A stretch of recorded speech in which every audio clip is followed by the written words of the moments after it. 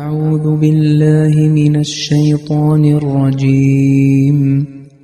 بسم الله الرحمن الرحيم.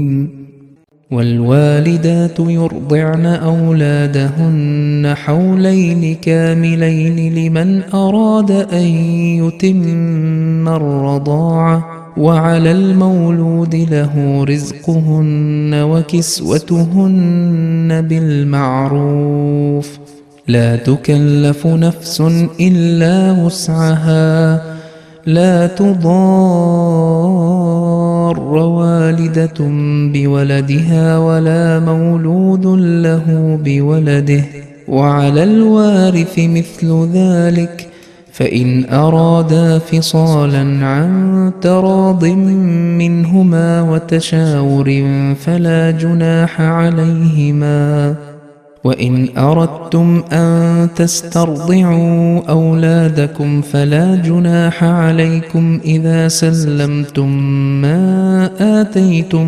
بالمعروف واتقوا الله واعلموا أن الله بما تعملون بصير. അസ്സലാമു അലൈക്കും വറഹ്മത്തുള്ളാഹി വബറകാതുഹു. നാം ഇപ്പോൾ ഓതിക്കേട്ടത് സൂറത്തുൽ ബഖറയിലെ 234 വചനമാണ്. ഈ ആയത്തിൻ്റെ അർത്ഥം ഇപ്രകാരമാകുന്നു: മാതാക്കൾ അവരുടെ ശിശുക്കൾക്ക് പൂർണ്ണമായും 2 വർഷം മുല കൊടുക്കേണ്ടതാണ്. നിശ്ചിത കാലം വരെ മുലയൂട്ടൽ പൂർത്തിയാക്കുവാൻ ഉദ്ദേശിക്കുന്നവർക്കത്രേ ഈ വിധി. കുട്ടി ജനിച്ചത് ആർക്കാണോ അവൻ ആ മാതാക്കൾക്ക് മര്യാദപ്രകാരം ആഹാരവും വസ്ത്രവും നൽകുവാൻ ബാധ്യസ്ഥനാണ്. ഒരാളും അയാൾക്ക് കഴിവുള്ളതിനല്ലാതെ നിർബന്ധിക്കപ്പെടുന്നില്ല. മാതാവിനെ അവളുടെ കുട്ടി മൂലം വിഷമിപ്പിക്കരുത്. അത് ജനിച്ചതാർക്കാണോ അവനെയും ആ കുട്ടി മൂലം വിഷമിപ്പിക്കരുത്. പിതാവ് മരിച്ചുപോയെങ്കിൽ അയാളുടെ അവകാശിക്കും ഇതുപോലുള്ള ബാധ്യതയുണ്ട്. ഇനി ഇരുവരും അഥവാ മാതാപിതാക്കൾ പരസ്പരം കൂടിയാലോചിച്ചും തൃപ്തിപ്പെട്ടും കുട്ടിയുടെ മുലകുടി മാറ്റുവാൻ ഉദ്ദേശിക്കുന്നുവെങ്കിൽ അവർക്ക് കുറ്റമൊന്നുമില്ല. നിങ്ങൾ നിങ്ങളുടെ ശിശുക്കൾക്ക് മറ്റു സ്ത്രീകളെ കൊണ്ട് മുല കൊടുപ്പിക്കാൻ ഉദ്ദേശിക്കുന്നുവെങ്കിൽ അതിനും നിങ്ങൾക്ക് കുറ്റമൊന്നുമില്ല. നിങ്ങൾ പ്രതിഫലമായി വെച്ചത് കൊടുത്തുവീട്ടിയെങ്കിൽ. അള്ളാഹുവിനെ സൂക്ഷിക്കുക. നിങ്ങൾ പ്രവർത്തിക്കുന്നതെന്തും അള്ളാഹു ശരിക്കും കാണുന്നുണ്ടെന്നറിയുക. ഈ ആയത്തിൽ അള്ളാഹു മുലയൂട്ടുന്ന സ്ത്രീക്ക് ത്വലാഖ് നൽകിക്കഴിഞ്ഞാൽ അവിടെ ആ പിതാവിലും ആ മാതാവിലും അർപ്പിതമായിട്ടുള്ള ഇരുവരിലും അർപ്പിതമായിട്ടുള്ള ആ കടമകളെക്കുറിച്ചും ഉത്തരവാദിത്തങ്ങളെക്കുറിച്ചുമാണ് പ്രതിപാദിക്കുന്നത്. ഈ ആയത്തിൻ്റെ വ്യാഖ്യാനത്തിൽ സയ്യിദ്ന ഹസ്രത്ത് മുസ്ലിഹ് മൗദ് റളിയല്ലാഹു തആല അൻഹു അരുൾ ചെയ്യുന്നു: ഹൗലൈനി കാമിലൈനി എന്ന് പറയുമ്പോൾ 2 വർഷം പൂർണ്ണമായി മുല കൊടുക്കുക നിർബന്ധമാണ് എന്നുള്ള ഒരു തെറ്റിദ്ധാരണ വരാൻ സാധ്യതയുണ്ട്. അതുകൊണ്ടാണ് ലിമൻ അറാദ ഐ യുതിമ്മ റലാഅത എന്ന് പറഞ്ഞിട്ടുള്ളത്. അതായത് ഇതിലും കുറഞ്ഞ കാലയളവും ആകാം എന്ന്. അതുപോലെ 2 വർഷത്തിൽ കൂടുതൽ മുലയൂട്ടുന്നതും വിലക്കിയിരിക്കുന്നു. കാരണം കാമിലൈനി എന്ന പദം വ്യക്തമാക്കുന്നത് 2 വർഷത്തിലധികം പാല് കൊടുക്കുന്നത് അഥവാ മുലയൂട്ടുന്നത് അനുവദനീയമല്ല എന്നാണ്. വഅലൽ മൗലൂദി ലഹു റിസ്ഖുഹുന്ന വകിസ്വതുഹുന്ന ബിൽ മഅറൂഫ്. ഭക്ഷണവും വസ്ത്രവും എന്നതുകൊണ്ട് ലക്ഷ്യമിടുന്നത് അവരുടെ എല്ലാ ചിലവുകളുമാണ്. അഥവാ ആ മാതാവിൻ്റെയും ആ കുട്ടിയുടെയും എല്ലാ ചിലവുകളുമാണ്. മഅറൂഫ് എന്നതുകൊണ്ട് അർത്ഥമാക്കുന്നത് കുട്ടിയുടെ പിതാവിൻ്റെ ശേഷിയനുസരിച്ച്, അതായത് സമ്പന്നനാണെങ്കിലും പാവപ്പെട്ടവനാണെങ്കിലും അവരവരുടെ കഴിവനുസരിച്ച് അത് നിർവഹിക്കുക എന്നാണ് ഉദ്ദേശിക്കുന്നത്. ഇവിടെ സാധാരണ മുലയൂട്ടുന്ന സ്ത്രീയെ സംബന്ധിച്ചുള്ള കാര്യമല്ല പറയുന്നത്, മറിച്ച് വിവാഹമോചിതരായ മാതാക്കളെക്കുറിച്ചാണ്. മുലയൂട്ടുന്ന ഒരു സ്ത്രീക്ക് ത്വലാഖ് നൽകുകയാണെങ്കിൽ ആ കുട്ടിക്ക് വേണ്ടി നിശ്ചിത കാലയളവ് വരെ മുല കൊടുക്കേണ്ടത് നിർബന്ധമാണ്. ഇതിനെതിരിൽ ഒരു ഭർത്താവിൻ്റെ ഉത്തരവാദിത്തം എന്നുള്ളത് ഒരു വേലക്കാരിക്ക് നൽകുന്നത് പോലെയല്ല, മറിച്ച് തൻ്റെ സാമ്പത്തിക ശേഷി അനുസരിച്ച് ഉദാരമായി നൽകുക എന്നുള്ളതാണ്. ഉദാരമായി ആ മാതാവിനും ആ കുട്ടിക്കും വേണ്ടി ചിലവഴിക്കുക എന്നുള്ളതാണ്.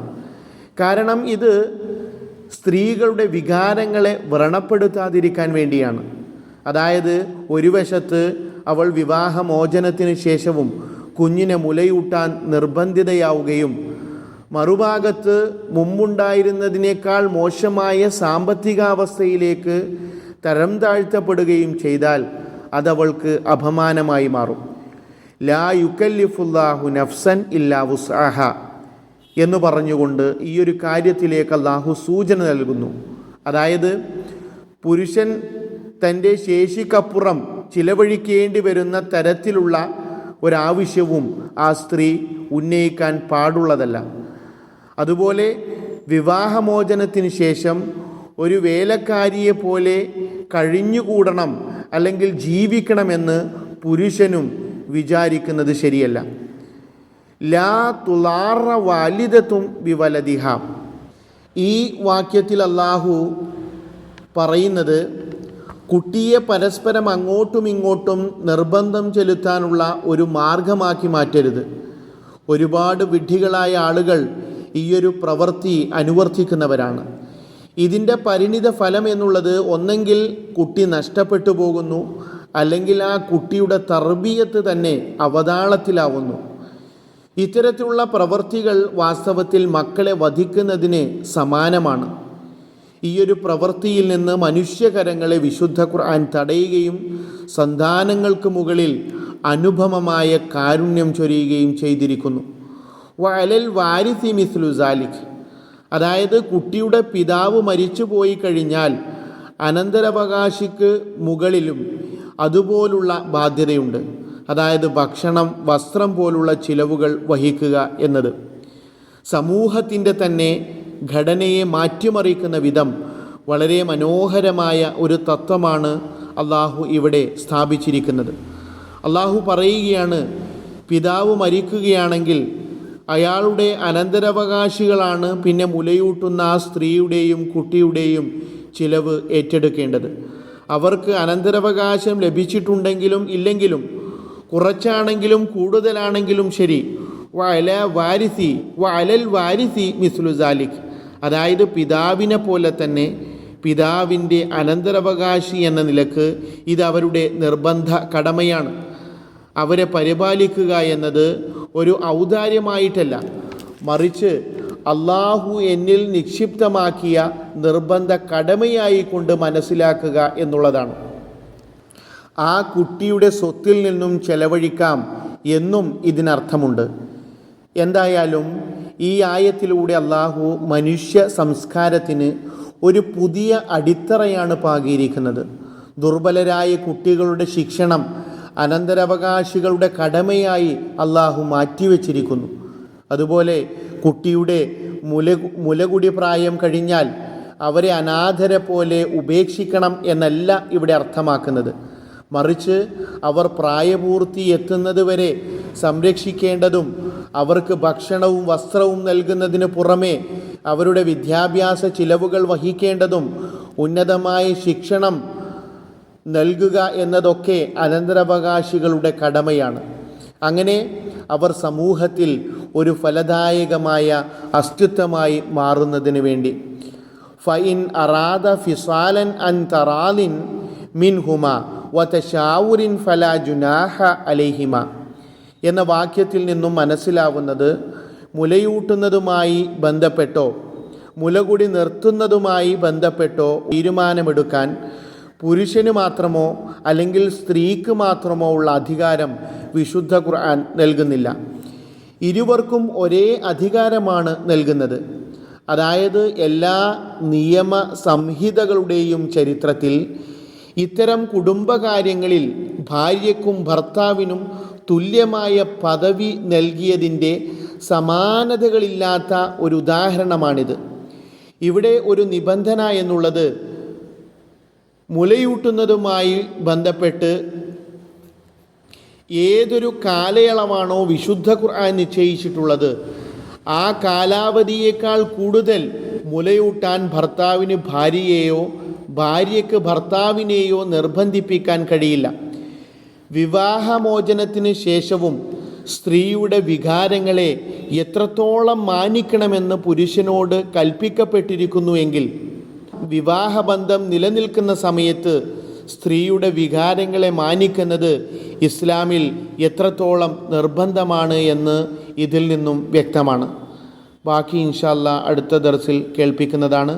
വാഖിർ ദഅവാന അനിൽ ഹംദുലില്ലാഹി റബ്ബിൽ ആലമീൻ.